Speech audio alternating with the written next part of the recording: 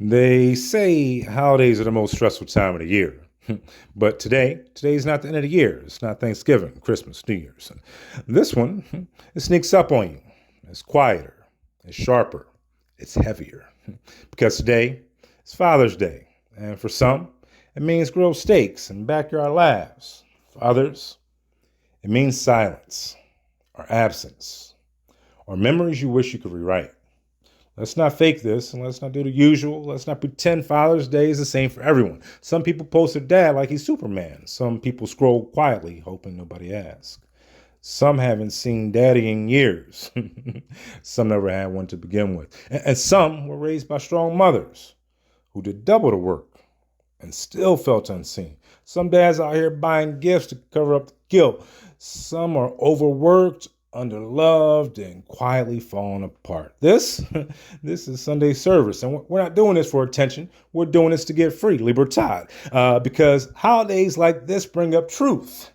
And we've got to deal with it. This is for the parent who stayed, the one who tried, the one who didn't know how but kept showing up anyway. This is for the one who left, the one who ran from themselves before they ever ran from you. This is for the children who never became whole because they had no blueprint. And for those who did, for those who became better than what they saw, stronger than what they knew, and are now building legacies, not just living out patterns. It's for all y'all. This is for every mother who had to be dad too, who had to figure it all out, who cried alone and then wiped the tears away and kept on trucking, kept on moving. This is for the daughters with unanswered questions, for the sons who learn emotion from the streets and video games, not from hugs and presents. This is for everybody, everyone who wonders why it still hurts. And this is for you. Welcome to your Sunday service. May our minds stay sharp, our hearts stay open, and our days grow richer in truth and freedom. May we see clearly, speak boldly, and walk forward without fear, with mask in hand and light in our steps. Let's begin. Let's begin with the reality of fatherhood. They say holidays are the toughest part of the year.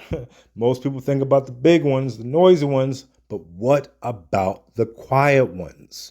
What about Father's Day? Well, it's not Mother's Day, is it? This one, they sell us t-shirts, barbecue grills, mugs, power tools, the gifts for the lucky ones. But some of us, we can't even call our dad today, Some of us only hear him now through memories. And yeah, that's tough. It raises a deeper question. Why do we do this? I've always thought if we didn't have some or maybe all these holidays, maybe we just celebrate people every day, then maybe we wouldn't have, these spikes in stress and emotional traps and the calendar-based grief that we're all living in. Let's not pretend now. Because it's not just the day, it's the buildup. It's the reminder, it's the date circled in some of our minds that we're already bracing for or trying to avoid it before it even arrives. And yet we're here, we're still standing, we're still feeling, we're still showing up for the truth. Why must man pursue truth? Why? Why does it fall on the man? More accurately, why must the human who identifies as father, leader, protector, or guide, why must they pursue truth? Because everything else breaks. Power without truth corrupts. Love without truth manipulates. Money without truth, it controls. Without truth, you're just pretending, performing. Shallow how?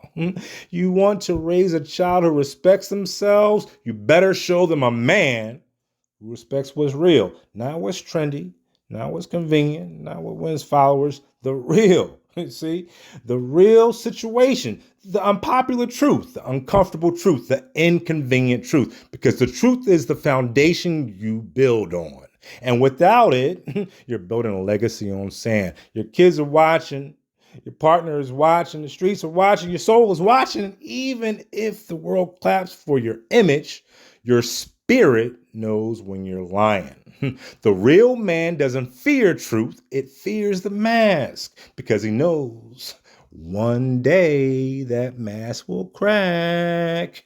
Let's talk about it. The wounds so many of us carry, not from war, not from work, not even relationships. It's the wound of the parent, the one who gave your name or didn't, the one who taught you how to fight or left you learning on your own, the one who should have shown up but didn't know how. And that wound doesn't just sit in the past, it sits in your chest in the present. It echoes in how you raise your voice and how you avoid conflict, in how you show love or don't. That wound shapes how you parent your kids, how you navigate love, how you walk into rooms and take up space or shrink in it. You can't heal what you won't face. So let's face it. If your parent wasn't there, it wasn't your fault. If they were, but still made you feel invisible, it wasn't your failure. But now, now it is your responsibility, not to fix them, but to fix what's broken still inside of you. This is where emotional reprogramming begins, because we were trained wrong. Not to cry, not to feel, not to need. But that created adults who are tough on the outside and terrified on the inside. Anger is not strength. Silence is not wisdom. Avoidance is not peace. You want to be better? A better parent? A better partner? A better human? Then rewire your heart, not with fake positivity, not with internet slogans, not with some special book, but with real, intentional inner work. That means sitting with your pain. That means naming what was missing. That means allowing the child in you to speak to the adult you're becoming or have become. Because they're still there. That little one inside of you who wondered, why didn't they love me? Why didn't they show up? Was I not enough? And that voice, it needs you now. Not the version of you that numbs with distraction. Not the version that hides behind that ego, behind that pride. It needs the version of you who says, wasn't my fault. It ain't my fault. It wasn't about me. I'm going to break this cycle. That's how the healing begins. And once you start healing, you start reprogramming. Because your nervous system's been trained to flinch, to fight, to freeze, to flee. You react like your survival depends on it. And maybe once it did, but not anymore. Now you have to retrain the system, not to ignore fear, but to respond with awareness. This is the upgrade. This is the reboot. This is where the whole person becomes free. By listening to the inner child, by nurturing the broken, by choosing truth again and again and again. Because emotional maturity isn't just knowing better, it's actually doing better, especially when no one's watching, especially when it's hard, especially when it's inconvenient. That's the real mark of growth. You want your child to feel safe? Then become the version of you that would have made you feel safe growing up. You want loved ones to believe in you, believe in love. Then show them love that doesn't come with conditions. You want the next generation to be better than you, to be the proof that change is possible.